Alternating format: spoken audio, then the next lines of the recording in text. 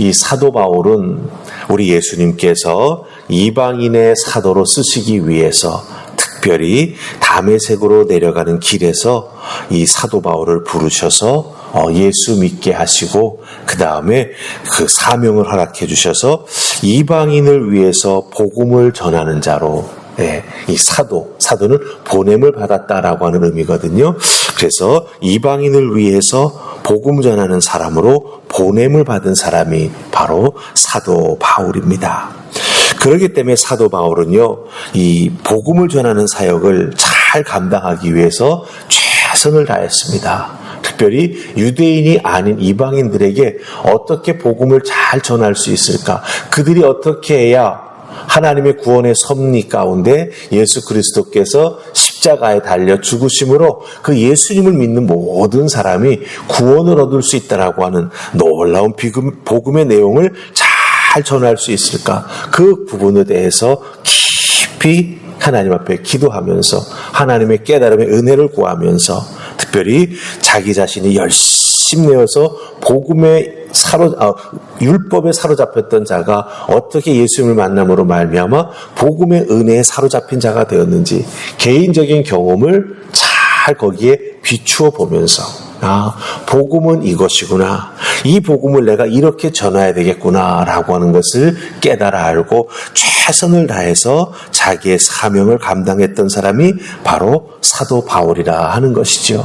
그리고 이 로마서는요, 이 복음이 무엇인지를 가장 잘 설명해주는 사도 바울의 모든 신학적인 내용이 다 들어있는 편지가 된다라고 하는 것입니다. 특별히 오늘 우리가 읽은 3장 21절부터 나오는 그 내용 속에는 하나님께서 율법으로 사람의 죄를 징계하시고 또 징계하시는 것이 아니라 그 율법이 아닌 다른 것을 통해서 하나님께서 사람을 구원해 주신다라고 하는 내용을 알려주고 있다라고 하는 것입니다.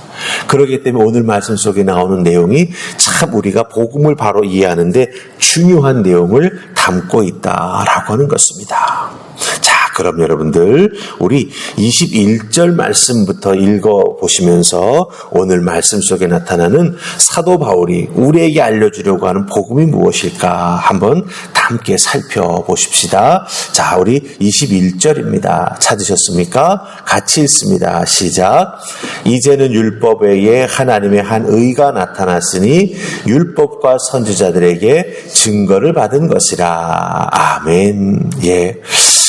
사도 바울은 21절 말씀을 시작하면서 뭐라고 말하냐면 이제는 이라고 말을 하고 있습니다. 이제는이라고 하는 말을 제일 앞에 사용하고 있는데 이 이제는이라고 하는 말을 사용하면서 믿음으로 말미암아 죄의 용서함을 받고 구원을 얻을 수 있는 복음의 시대가 열려지게 되었다라고 하는 것을 분명히 선언합니다. 네. 율법에 사로잡힌 자들이 아니라 율법으로는 우리가 죄를 깨달을 뿐이거든요. 예. 이 죄를 깨닫는 것에서 더 나아가서 어떻게 해야 이 죄의 싹쓸, 즉 사망이라고 하는 죄의 싹쓸 치르지 아니하고 우리가 영생을 누릴 수 있는 하나님 주시는 은혜와 축복을 누릴 수 있는 삶을 살아갈 수 있느냐라고 하는 것이 가장 중요한 것인데 그 길이 열렸다라고 하는 것을 이제는이라고 하는 말로서 시작을 하고 있다라고 하는 것입니다. 이제 예수 그리스도를 믿음으로 말미암아 우리가 구원을 얻을 수 있는 복음의 시대가 열려지게 되었다라고 하는 것을 분명히 말해주고 있습니다. 그래서 이제는이라고 하는 말이 나온 다음에 무엇을 말해주고 있습니까? 율법 외에 하나님의 한 의가 나타났다라고 말하는 것을 보게 됩니다. 즉 율법 외에라고 하는 것은 율법이 아닌 다른 것을 통해서 하나님의 의가 나타났다라고 하는 것입니다. 여기서 하나님의 의가 나타났다라고 할 때 이 하나님의 의라고 하는 말은 무엇을 뜻하냐면요, 하나님의 신실하심, 즉 하나님께서는 영혼을 사랑하시고 한 영혼을 사랑하시면 그 마음이 변함이 없으시다라고 하는 이 신실하심, 이건 다 다른 말로 말하면 하나님의 사랑이라고 말할 수 있습니다. 그리고 또한 이 하나님은 공의의 하나님이시죠. 죄를 진 자를 그냥 봐주시지 않는다라고 하는 거예요. 죄의 대가를 꼭 물으신다라고 하는 겁니다. 그런데 하나님께서는 하나님의 사랑하심과 하나님의 공의하심이 동시에 존재하고 있다라고 하는 것이지요. 근데 이 하나님의 사랑하심과 하나님의 공의를 따라서 우리가 어떻게 율법이 아닌 것을 통해서 영원히 살 수 있는 길을 얻게 될 수 있을까? 그것이 바로 이 율법에 하나님의 한 의가 나타나게 되었다라고 하는 것이에요. 근데 그 하나님의 한 의는 누군가? 바로 예수 그리스도시라고 하는 거죠. 예수 그리스도를 믿는 믿음을 통해서 우리가 구원을 얻게 된다라고 하는 것입니다. 그렇다고 한다면 어떻게 예수 그리스도를 믿기만 하면 우리가 이렇게 구원을 얻을 수 있느냐라고 하는 게 핵심이겠죠. 그럼 예수 그리스도가 율법이 아닌 우리에게 복음을 증거해 주시면서 예수님께서 우리의 죄를 용서해 주시기 위해서 행하신 것이 무엇인가라고 하는 것을 살펴보는 것이 바로 율법이 아닌 다른 것에서 우리를 위한 하나님의 의가 나타나게 되었다라고 하는 걸 알 수 있게 되는 것이죠. 그럼 예수님이 무엇을 해주셨을까라고 하는 것입니다. 그 내용이 24절과 25절에 나옵니다. 자, 여러분들 24절, 25절 찾으셔서 우리 함께 읽어 내려가십시다. 찾으셨죠? 읽습니다. 시작. 그리스도 예수 안에 있는 속량으로 말미암아 하나님의 은혜로 값없이 의롭다 하심을 얻은 자 되었느니라. 이 예수를 하나님이 그의 피로써 믿음으로 말미암는 화목제물로 세우셨으니 이는 하나님께서 길이 참으시는 중에 전에 지은 죄를 간과하심으로 자기의 의로우심을 나타내려 하심이니. 아멘. 자, 24절, 25절 보았습니다. 여기에서 아주 중요한 표현이 24절에 하나, 25절에 하나 나오는 것을 보게 됩니다. 24절에서 나오는 가장 중요한 표현은 뭐냐면 그리스도 예수 안에 있는 속량이다라고 하는 표현입니다. 그리스도 예수 안에 있는 속량. 이건 무슨 말이냐면 예수 그리스도께서 우리를 위해서 속량해 주신 것이 있다라고 하는 거예요. 속량해 주신 것이 있다. 이 속량이라고 하는 말은 원래 어떤 의미를 가지고 있냐 하면 여러분들 노예 아시죠? 노예. 예. 노예는 물건이기 때문에 주인이 돈을 주고 사고 팝니다.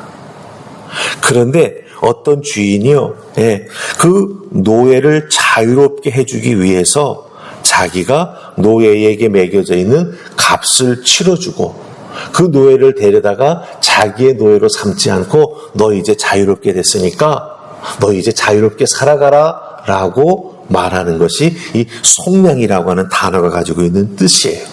그런데 이 속량이라고 하는 것을 어떻게 된 것이죠? 예수 그리스도께서 우리에게 베풀어 주셨다라고 하는 거예요. 그렇다고 한다면 이것이 뜻하는 바가 무엇이겠습니까? 예수님께서 십자가의 죽으심으로 우리의 죄값을 대신 치루어 주셨다라고 하는 거죠. 네. 노예를 산 사람이 값을 치러주면서 너 이제 자유야 라고 말씀해 주신 것처럼 말한 것처럼 예수 그리스도께서는 십자가에서 죽으심으로 말미암아 우리의 죄값을 다 대신 속량해 주셨어요. 그러니까 우리는 이제 하나님 앞에 나아가서 우리의 죄를 용서받기 위해서 치루어야 할 대가가 없는 거예요. 예수님이 다 치루어 주셨기 때문에. 그러니까 우리에게 있어서 가장 중요한 것은 뭐냐면 예수님께서 그렇게 나의 죄값을 대신 치러주셨다라고 하는 것을 믿는 믿음이 중요한 거예요. 네, 그것을 믿지 아니하면 우리는 여전히 하나님의 진노 아래에 있는 그 죄의 싹은 죽음이라고 하는 것에 대해서 벗어날 수 없는 그런 비참한 존재로 살아가게 된다라고 하는 거죠. 우리는 속량받을 자격이 없는 자지만 예수 그리스도께서 십자가에 달려서 우리를 위해서 피 흘려 주셔서 죄를 용서해 주신 것을 우리가 믿기만 하면 우리는 하나님의 자녀가 될 수 있다라고 하는 거예요. 이게 바로 속량이라고 하는 의미가 된다라고 하는 거죠. 그런데 이것을 위해서 이렇게 우리의 죄를 속량해 주시기 위해서 25절 말씀 읽었지 않습니까? 25절 말씀에서 아주 중요한 표현이 나옵니다. 그게 뭐냐면 바로 화목제물이라 하는 표현이에요. 화목제물. 예. 하나님께서 예수님이 흘리신 피를 우리가 믿게 됨으로 말미암아 화목케 되는 은혜를 덧입게 되었던 것이죠. 그래서 하나님은 예수님을 화목제물로 삼으셔가지고 하나님과 우리 사이를 어떻게 화목하게 만들어 주신 거예요. 예수님을 화목제물 삼아서 제물로 하셨기 때문에 예수님이 십자가에서 죽으시면서 우리는 하나님과 화목할 수 있는 길을 얻게 되었던 것이죠.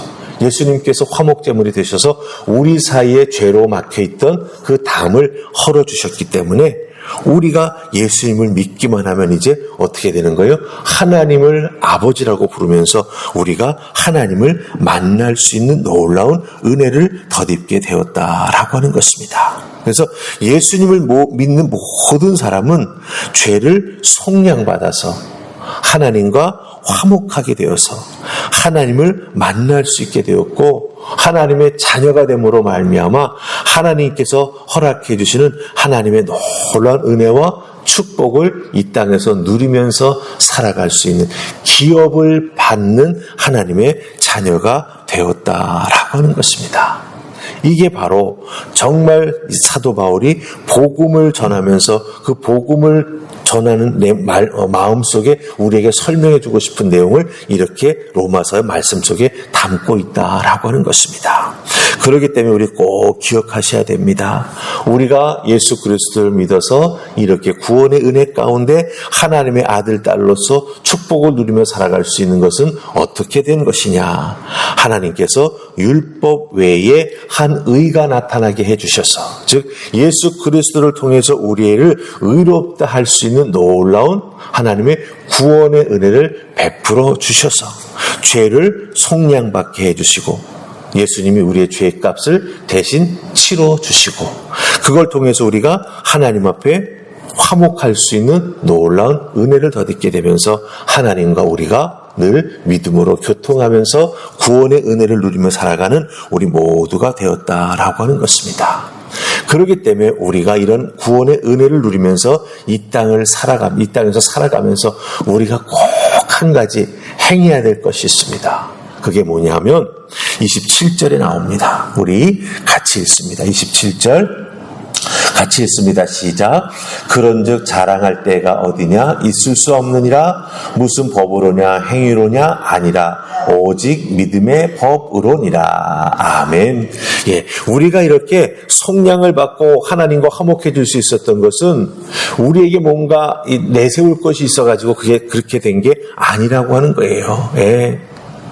그래서 27절에서 하는 말씀은 뭐냐? 자랑할 데가 어디 있느냐? 없다라고 하는 거죠. 내가 뭐 자랑할 내세울 것이 있어서 그 모습 보시고 아이고 너 이렇게 좋은 점이 있구나 라고 하는 그것을 보시고 하나님이 우리의 죄를 용서해 주신 게 아니라고 하는 거예요.